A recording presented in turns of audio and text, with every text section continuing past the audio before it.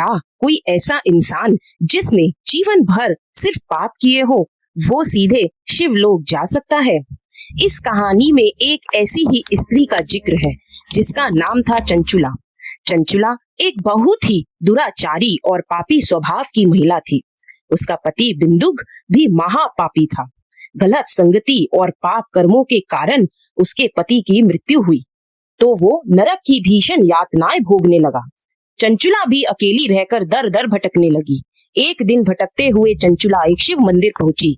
वहां एक ब्राह्मण देव शिव पुराण की कथा सुना रहे थे। चंचुला बैठ गई और ध्यान से कथा सुनने लगी।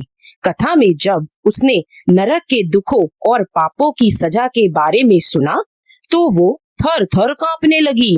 उसे अपने पापों का पछतावा हुआ।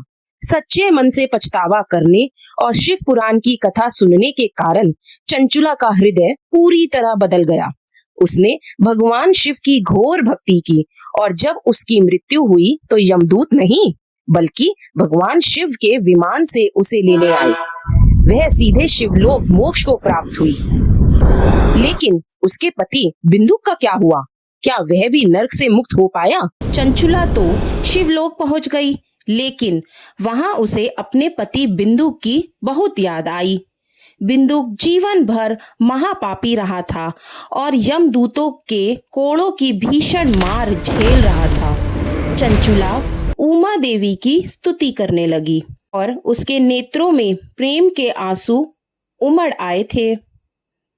तब करुणा से भरी पार्वती देवी ने गंधर्वराज तुम्बुरु को आदेश दिया कि चंचुला के साथ विंध्य पर्वत पर जाओ, जहां बिंदुक पापों के कारण उस भयानक कुंड में तड़प रहा है और पिशाच जैसा हो गया है।